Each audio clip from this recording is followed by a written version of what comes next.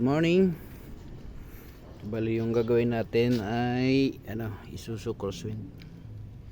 Yan, tinanggal ko na yung evaporator nya.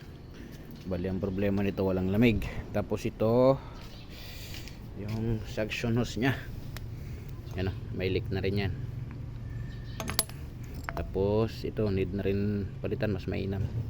Hindi pa naman siya pero mas mainam. Filter dryer yan. Tapos yan, dyan natin yung nakuha na hose tsaka dryer. Ayan. So wala namang ibang problema kung nakita dyan. Tapos ito yung evaporator nya sa harap. Ayan, ayan. Hindi ko pa nakalas, hindi ko pa nabuksan. Ayan sa likod, tanggal na rin. Ayan, sa likod tinanggal na natin. Bali nililinis na ni Rudy. Ito na, ayan na, nakalas na. Yan yung sa likod.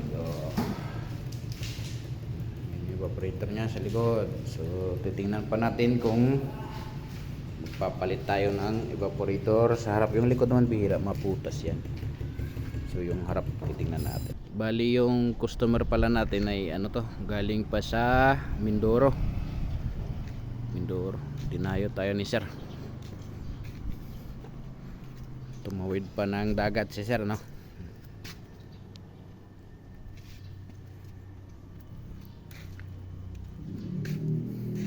Bali ito yung ipapalit nating evaporator.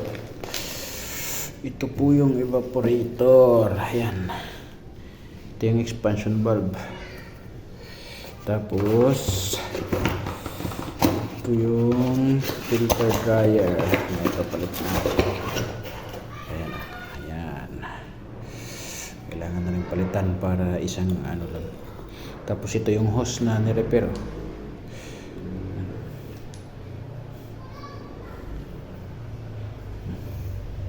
So, yan lahat ang papalitan natin. Yan.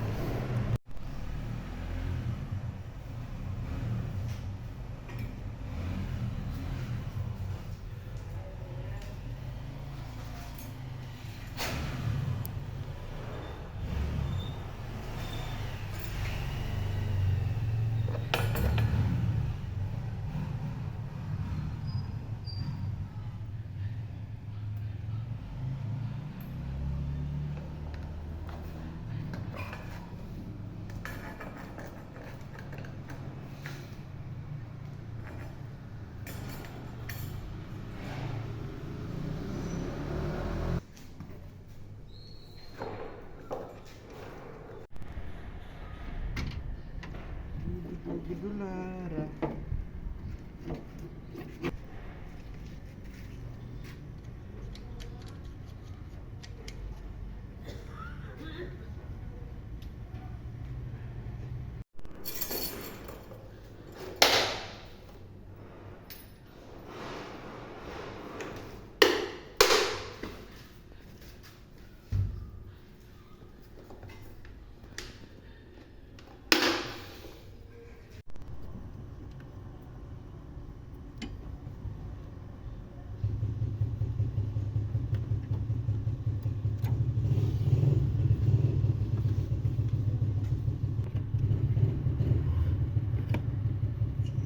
Atong dito na boiler mo na? Ang Sorry? oo. Kaya yung manap kag